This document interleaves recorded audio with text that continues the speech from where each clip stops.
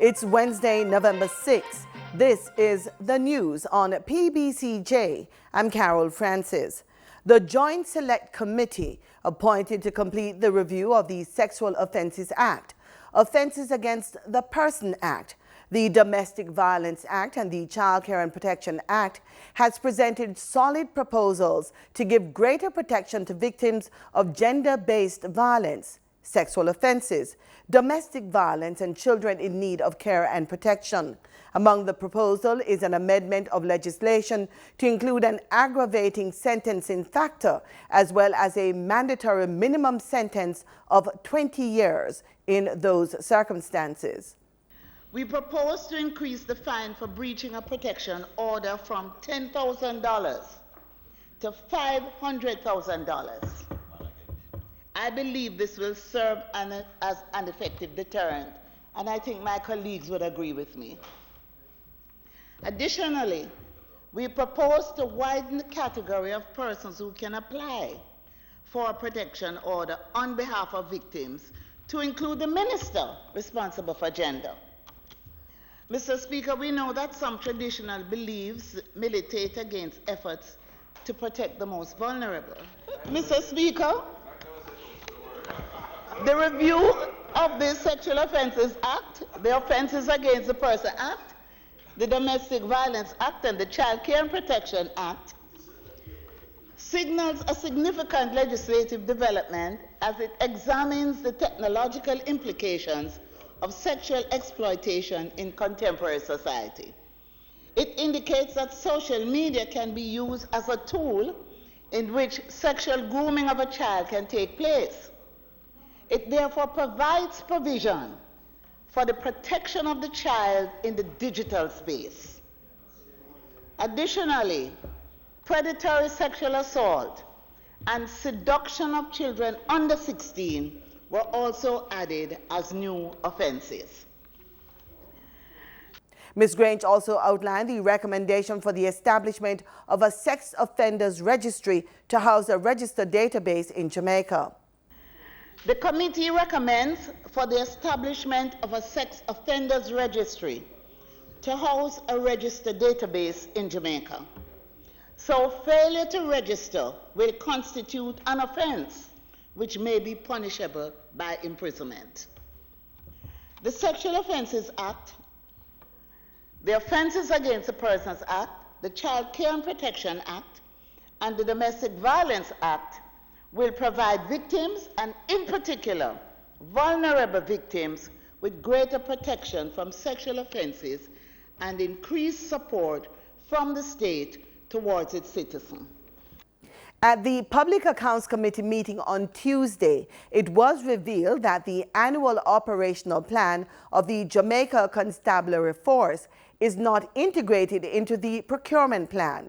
This resulted in inconsistencies and serious shortfalls in a number of areas, including the provision of meals to feed a person in police lockup. My suspicion is that the provisions or the budgeted provisions for these things are so meager that they probably cannot get persons to respond to a tender.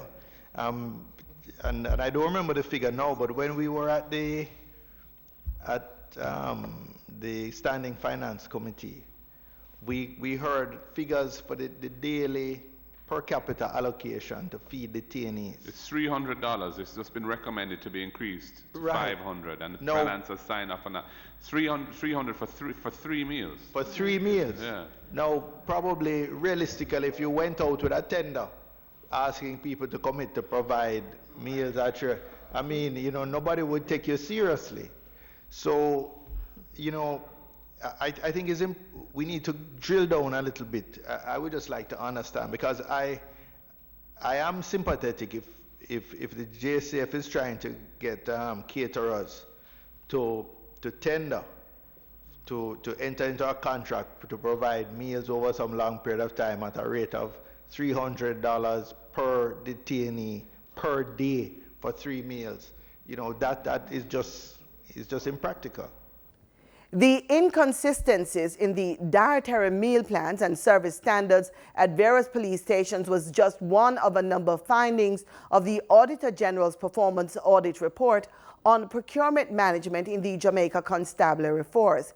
It was noted that senior officials of the Ministry of National Security and the JCF responded to the findings of the 36-page report tabled in Parliament in April 2019, which intimated that the procurement activities were not aligned with operational targets and goals to ensure the most economical use of the $3 billion allocated annually for the purchase of goods and services. Also cited in the report were instances of contracts that did not stipulate service and performance standards, resulting in inconsistencies in service standards at various police stations. The Auditor General report also highlighted the deficiencies identified in the JCF's procurement management and the need for greater emphasis on proactive procurement planning and monitoring. We have accepted the findings and recommendations of the Auditor General and have since used the report as a basis for a paradigm shift in the approach to and the fact of how procurement is being undertaken in the JCF. And in this regard, as a central theme throughout our response to the report, we indicated that we have embarked on a strategic procurement transformation initiative under the sponsorship of the Permanent Secretary and the Commissioner of Police. We have responded individually to each finding, indicating by way of updates instances where fixes have already been made, and in other instances the steps we were taking to address the issues raised in the Auditor General's report. I take the opportunity also to indicate that in many areas of the JCF's institutional response, we have referenced the report and offered early stage view of our approach to resolving many of the issues raised. For example, in the report finding number 3 on page 17 of the report, we address the matter of disconnect between JCF's annual operating plan and associated procurement plan, and our resolve to correct this as part of the transformation initiative, and the same is true for other findings 4 and 5 and other areas of the report. Ms. McIntosh also acknowledged the fact that there are weaknesses in the organizational arrangement in the systems and processes to provide the support needed for the procurement operations of the JCF. For example, our review has showed that the Special Procurement Unit in the JCF has one, a narrow profile with some core procurement functionalities not included, that is research and sourcing, business and risk analysis, compliance and standards, vendor analysis, procurement process management. We also don't have an organizational structure, which is also lacking in these core areas, and these positions are not on the establishment. And over the past 3 years, you would have seen 16, 17, 17, 18, 18, 19, a total value of procurement of $12 billion, for which we do not have the capacity nor capabilities and competencies to manage. Ms. McIntosh says the initiatives being undertaken includes a fleet management system to track mileage and gas consumption, improved maintenance regime for police stations, and the drafting of a new organizational structure for the JCF's procurement unit. Unionized workers at the University of Technology, UTech, who took strike action on October 25 over the non-payment of retroactive salaries, are back on the job. This follows a lengthy meeting at the Ministry of Labor on Tuesday. The staff agreed to return to work and give the university's management time to secure additional funding towards the payment of retroactive sums owed and to provide a schedule of payment. President of the University of Technology Jamaica Academic Staff Union, Liebert Langley, says another meeting is slated to be held next week at the Ministry of Labor and Social Security. On Monday, the staff rejected an offer for a payment of 45% of the retroactive amounts owed. Jamaica is a guest of honor at the second China International Import Exposition in Shanghai, China. In his address at the opening ceremony of the exposition, Prime Minister Andrew Holness said the exposition is an inclusive vision for facilitating imports from partner countries. It is also a clear demonstration of China's commitment to strengthen cooperation in global trade and investment, and to ensure that all countries and peoples have an opportunity to share in global prosperity. Jamaica very much welcomes this special opportunity to join countries around the world in showcasing our products and services. I invite all of you to visit our pavilion for a truly Jamaican experience. We know that this exposition will open doors and opportunities for Jamaican products and entrepreneurs in the strong and diversified markets of China. Prime Minister Holness also spoke of the strides made in China's economic development due in part to a people-centered development strategy. We are inspired that this economic growth has been translated into uplifting hundreds of millions of Chinese from poverty, and that your development continues to be people-centered. Jamaica, as a small island developing state of less than 3 million, must also focus on people-centered development. We too must lift our poorest out of absolute poverty and increase overall standard of living and well-being. Mr. Holness says the second China International Import Exhibition will open new doors for increased partnership in international trade and investment. We live in an interdependent world, and together we must chart a shared future for mankind. Indeed, many refer to our common space as a global village where no country can achieve optimum development without partnership. It is important that we develop a collaborative approach in the use of technology and innovation in our business engagements. Jamaica is eager and ready to continue our partnership with China in this regard to improve our resilience and sustainability. Western Union has unveiled a new payment option that allows Amazon customers in Jamaica to pay in local currency for their Amazon.com purchases.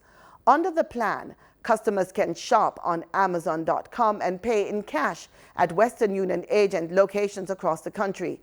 After selecting pay code on the Amazon checkout page, customers will be sent a code along with instructions on how to pay in person at any participating Western Union agent location. The US dollar ended trading on Tuesday at $141.10, up 89 cents. That's according to the Bank of Jamaica's daily exchange trading summary.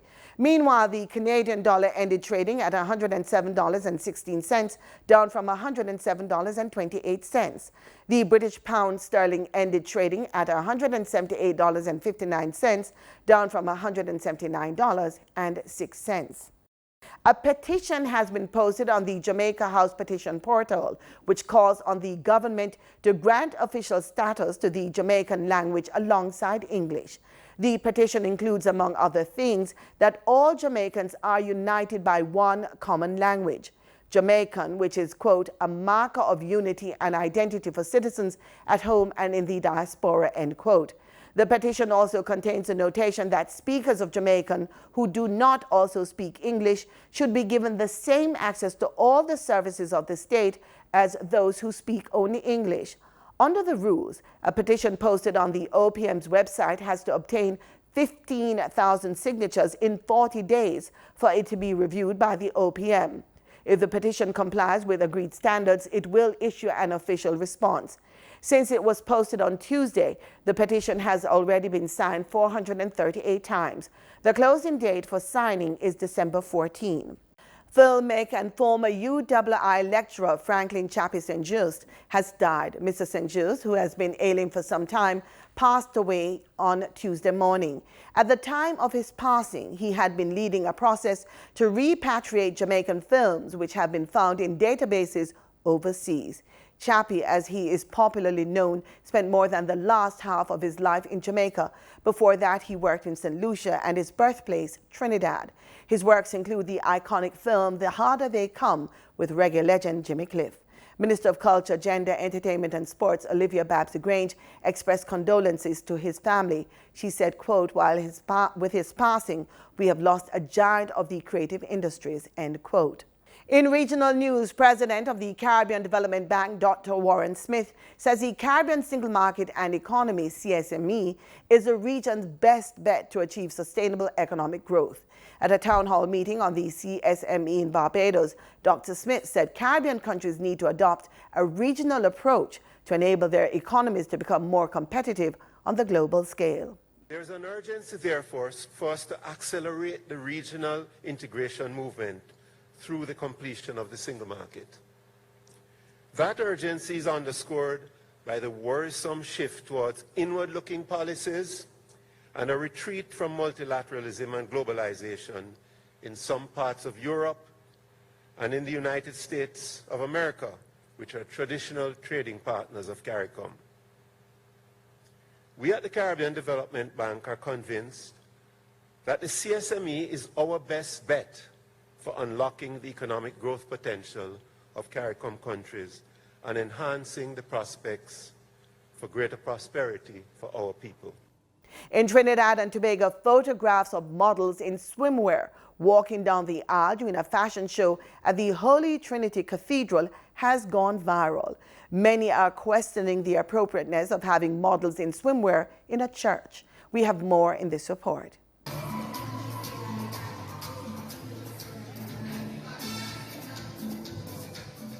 The controversy and outrage stem from pieces of this swimwear line modeled down the aisle at the Holy Trinity Cathedral for Style Week 2019, hosted by Zete Caribbean.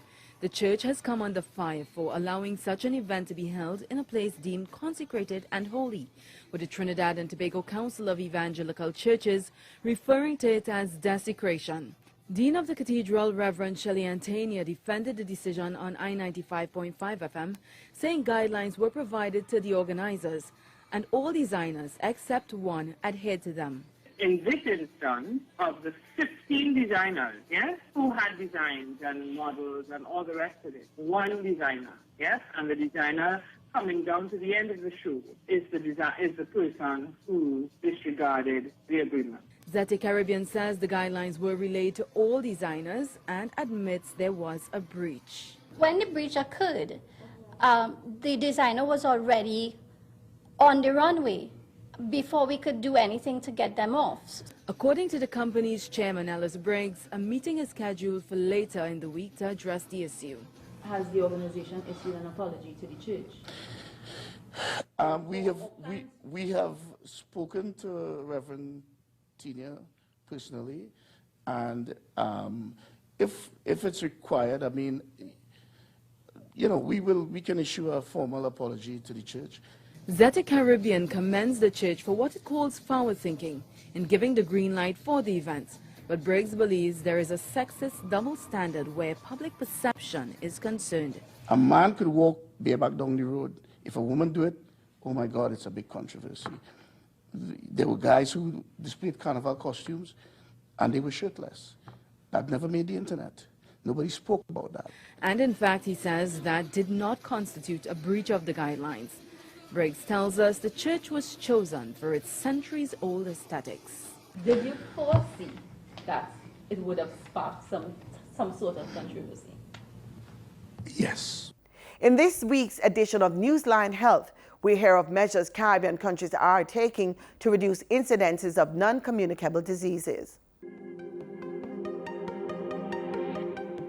The Grenada Food and Nutrition Council is reviewing its food-based dietary guidelines. This is one of the latest steps being taken by Caribbean countries to reduce the prevalence of chronic non-communicable diseases. Executive Secretary of the Council, Lydia Brown, says they are promoting local and healthier dietary options. Guidelines are really geared towards persons 2 years and older. And basically what it's doing, the focus a lot is on our local foods. getting people to eat more local, because we recognize that when people eat a lot of food, a lot of the imported foods are a lot of processed foods, not just processed, but heavily processed foods. And so to direct the Grenadian public to move away from these type of foods and move back to some of our traditional foods. We'll be looking at all of this, also showing people on the graphic. It will be displayed showing persons the proportion of food, not that they have to have everything on the graphic on their plate at each meal, but it's actually divided, and based on the division and the size of the division, you will know which category of foods you should be eating more of, which category of foods you should be eating less of. Representative of the Food and Agriculture Organization, Veronica Morilina, says she is aware of concerns over the prevalence of NCDs across the Caribbean, and the FAO is helping to tackle the problem. To develop the guidelines, we take into account all the information we have of the country, the health and nutrition problems, the food habits, the food availability, and what people actually do to eat, how do they choose their foods. Then we make the best recommendations to improve their diet. The Caribbean has the highest mortality rate from NCDs in the Americas. According to Healthy Caribbean Coalition, NCDs account for 3 of every 4 deaths, and 40% of deaths due to NCDs occur prematurely in people younger than 70. Mary-Claire Williams, Newsline Health. And we go to sport. The incumbent head of the Trinidad and Tobago Football Association, David Williams, is crying foul in the run-up to the November 24 race for president. We have more in this TV6 report. Tobago Football Association, David John Williams, says he will be engaging the attention of the police with regards to documents which he believes are of a fraudulent nature that were circulated by the United TTFA slate at the start of their campaign. In the media briefing, Williams read out a letter which he believes is fraudulent. I called this press conference just to see that as president of the TTFA, I met with them to do some damage control, and the rest is going to be left in the hands of the Trinidad and Tobago Police Service, and I call upon them to investigate this matter seriously because it involves a forged document being used, forged signatures being appended in that document, and that is as much as I will say on this matter. He thinks it paints the Junior Sammy Company in a negative light. The letter from the Junior Sammy group of companies requested that the presenters of the information court immediately remove the false document from its release and to issue a suitable worded retraction regarding such grave misrepresentation, end quote. The letter went on to state that Junior Sammy has supported the various administrations of football and they regretted the unfortunate occurrence. Williams denied that his attempt to bring the letter to light was a ploy to detract attention from the new TTFA slate. This is not about an election statement. This is about protecting the Trinidad and Tobago Football Association and its corporate partners. People may see it as an election ploy. No, it's not. And this is only one of a few statements that are going to be coming out by the TTFA. And that's our package. Join us again tomorrow, same time, same place, for more news and sports right here on PBCJ, the People's Station.